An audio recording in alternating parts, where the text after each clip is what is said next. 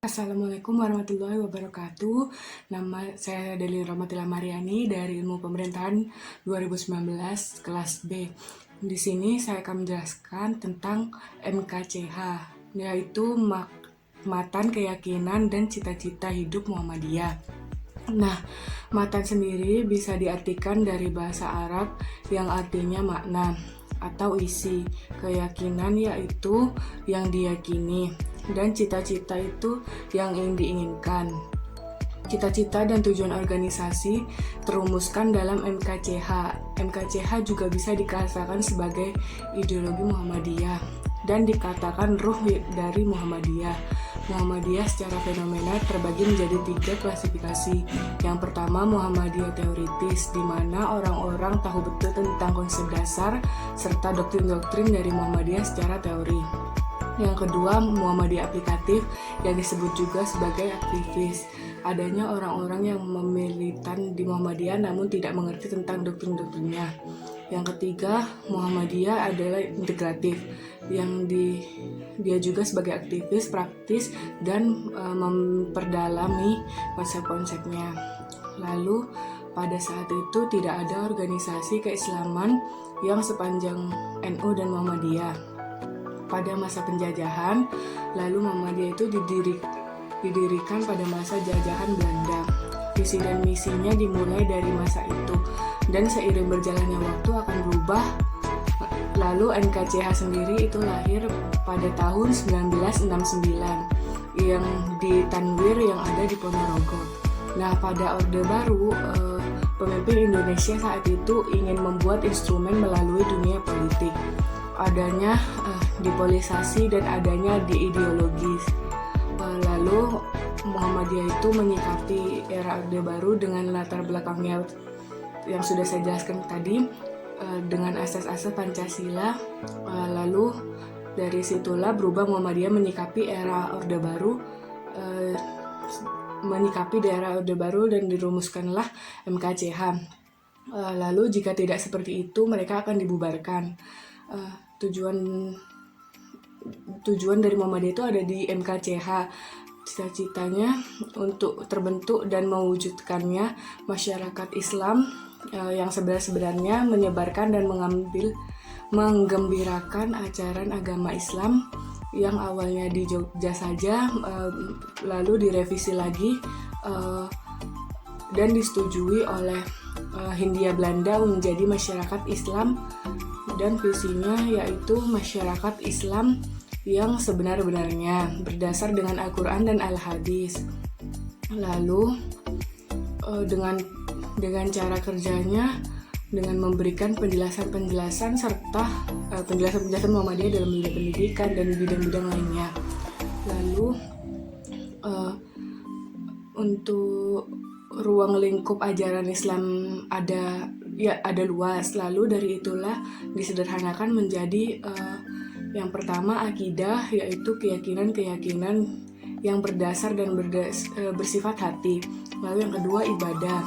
Yang ketiga adalah akhlak atau etika. Lalu yang keempat adalah muamalah duniawiyah, yang dimana mengelola dunia ini untuk sejahtera, dan tidak dituliskan dalam hadis dan Quran bagaimana caranya.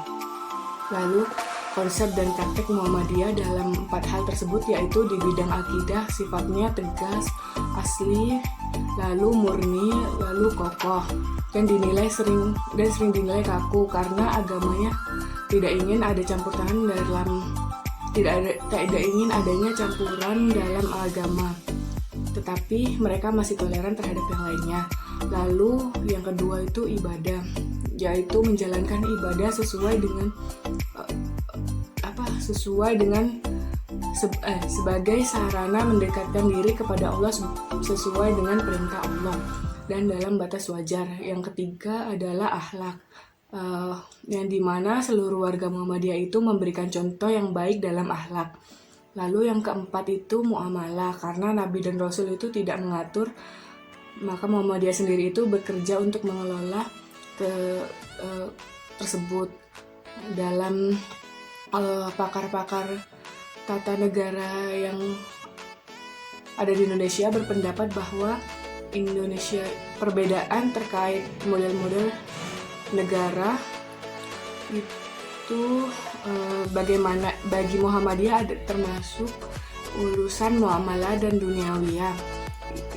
Imam Al-Mawardi menyebutkan ada beberapa model negara. Yang pertama ada Darul Islam, yang kedua Darul Harbi, yang ketiga Darul Ahdi, lalu yang keempat itu Darul Sufi. Di Indonesia sendiri polarisasi dan di kenegaraan. Jadi tentara pemikiran Muhammadiyah jadi tentara Indonesia ini dengan konsep NKRI ini dianggap selesai. Lalu Muhammadiyah tinggal mengisi bangsa dan berkontribusi lagi terhadap bangsa. Muhammadiyah itu juga sudah mengaku NKRI serta dasar-dasar Pancasila serta undang-undangnya juga. Lalu dilihat dalam NKCH, poin pertama adalah adakah peluang Muhammadiyah dalam radikal? Tentu saja ada. Lalu karena pendiri Muhammadiyah itu membaca pikiran-pikiran Muhammad bin Abdul Wahab yang pemikirannya itu kaku dan juga bercita-cita untuk mewujudkan masyarakat Islam. Lalu Muhammadiyah bukan untuk mendirikan negara, mereka hanya ingin mengenalkan ajarannya dari bagian bawah ke atas sehingga bisa berdampingan dengan masyarakat. Ada beberapa pakar yang mengakui bahwa Indonesia itu adalah potret Islam tengah atau moderat, yang dimana Islam itu iman dan ihsan itu menjadi pilar tentang Islam itu. Di Indonesia sendiri di bidang keimanan itu dan akidah itu mengikuti rumusan dari Al-Azhari, yaitu potret tengah, dan ciri-cirinya yaitu toleran dengan adanya perbedaan yang ada di kita sendiri. Lalu sekian penjelasan dari saya. Apabila ada kesalahan mohon dimaafkan. Wabillahi taufiq wal hidayah. Wassalamualaikum warahmatullahi wabarakatuh.